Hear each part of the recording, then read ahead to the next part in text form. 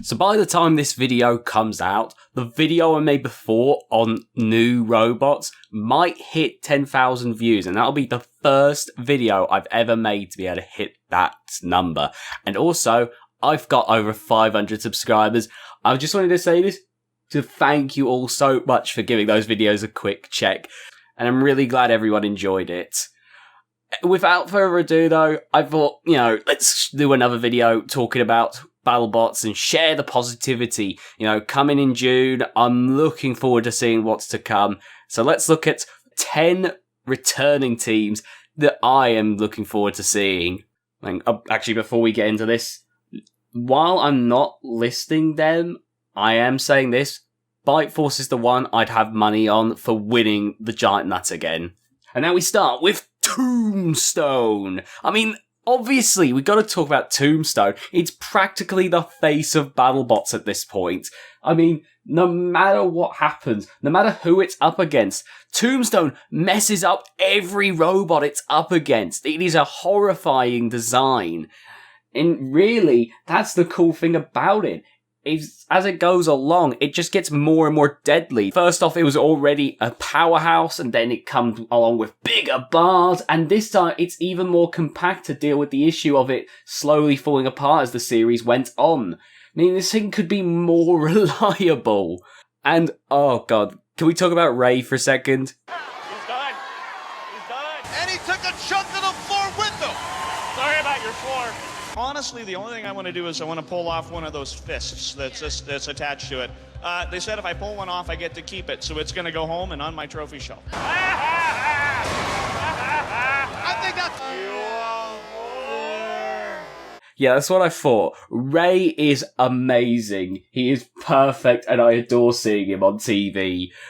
Oh, I can't wait to see Tombstone.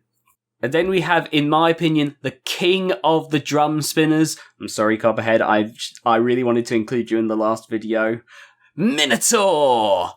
My god, Minotaur is such a cool robot. It's incredibly compact, it's so durable on those sides. Those sides are as thick as anything, and that drum, when it hits something, it sends things off into orbit. And I always adore Daniel Freitas. He gets so intense in those fights, leading to some of the most aggressive driving I've ever seen. Yeah, I remember seeing him at Robo Games getting interviewed almost every 2 seconds because of all the robots he had to drive. He just seems like such a likeable bloke, to be honest. And it makes me really want to see Minotaur do well. I was hoping Minotaur would win the Giant Nut last season. Fingers crossed, Giant Nut this season. I think Bite Force is going to win again, but if I said who I really want to see win the Giant Nut, it has to be Minotaur. And then we have Endgame, which is incredibly powerful. I love a nice, powerful vertical spinner. Over here in the UK, we have Aftershock, for example, and I just love seeing that kind of thing. It's when they're done right, they are so fun to watch. Endgame last season I thought was kind of cool, but I liked other vertical spinners as well. But this season, they've got the best upgrade ever. Holy shit, this is amazing! Yes! Endgame. Mwah. Beautiful. 10 out of 10. Next robot. Whiplash. Oh my god, another robot that won my heart when I saw it at Robo Games. When it was Robo Games, I believe 2017? Whiplash was a robot that I didn't know how well it would do, but it's so well driven, and in hindsight, it's designed so well for the BattleBots format. Keep in mind, it's robustly built, so it can typically hold up to a lot of abuse. It's capable of being aggressive with that 4-wheel drive.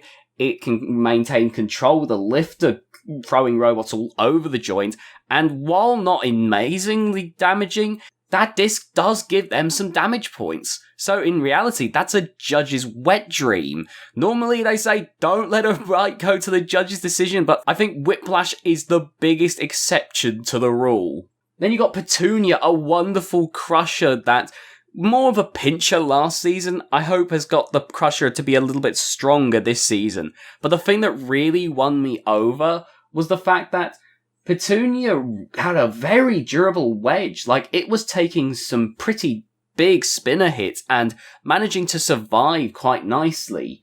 If they can get that crusher to be a little stronger, I imagine it's going to be quite good. Also, that new paint job is bloody terrifying. Then you have Sawblaze, which has 2 variations on the weapon now. You've got the regular weapon, the Saw Disc, which comes with a sturdy wedge to deal with the horizontal spinners and the like. And then you've got, based off of Jameson Go's Featherweight Megatron, you've got a spinning disc, meaning that this thing could do a lot more damage now. And normally I wouldn't be so sure of it based on performance of robots like Vulture. Vulture is a cool robot, I'm just saying. But Megatron has proven that it can do incredibly well with a design like that. So I'm actually really curious to see how it can do with Jameson Go behind it. He's such a good driver. It could do really well. And also, it can gyro dance now, which is always a plus here. And then, Double Jeopardy. Oh my god, look. I know that Double Jeopardy isn't the most effective robot, but I love what they're doing. No one else is going to try the projectile weaponry because of the inherent lack of effectiveness in the weapon. But it's so cool to see how far they can take the projectiles. I'm hoping one day they're going to get like a big shot in and get a shock victory.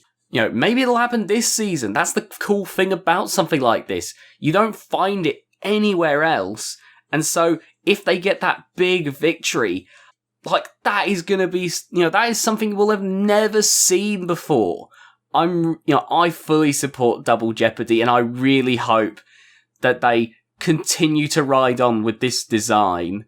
Then you have Lucky, which is a continuation of the design of Son of Ziggy, which is an evolution of the super heavyweight Ziggy, which I still credit as the main reason why the super heavyweights don't exist anymore. Because keep in mind, those were a bunch of older robots, and suddenly this super compact super heavyweight comes along, and, well, it was a little too expensive to upgrade all those super heavyweights, so people just kind of gave up. But man, if you see any of those fights, it shows just how effective the design can be. And I mean, even if you think, oh, well, what about the heavyweight scene today? Well, look, watch the Desperado tournament last season. Lucky was doing amazingly. It was only when it lost to Lockjaw that it all came crumbling for it. I love Lucky. It's such a wonderful robot, and I love the punt that the launcher does. It's such a unique way of doing things. And I just hope that they get to show it off a bit more this season. Now, I love a good flipper, as evidenced by Lucky in the last entry, and Team Inertia Labs never fails to deliver an entertaining sight. Bronco is one of the most powerful flippers in the world, and it's just so fun to watch them chucking robots up near the ceiling. It's so fun to watch, and they were amazing last season. I cannot wait to see what they brought to the table this season. God, they're so much fun to watch. And finally, free shipping. And I wasn't originally excited for free shipping, admittedly. It's a cool robot, don't get me wrong, and it's always been entertaining. But I couldn't say that it's something I'm hyped for. But then I saw the picture, and it looks like Original Sin with a flamethrower and a forklift. Oh my god, this is amazing. Like, I doubt it's as effective as Original Sin, just because of the flamethrower and the forklift, meaning it's not going to be invertible and whatnot, and obviously they're not going to be able to throw as much weight behind the wedge. But this is so cool. Like, this is a combination between Gary Jin and Forrest J Forrest J, a person who's been driving Raging Scotsman, probably one of my favourite flamethrower bots ever, like, working together.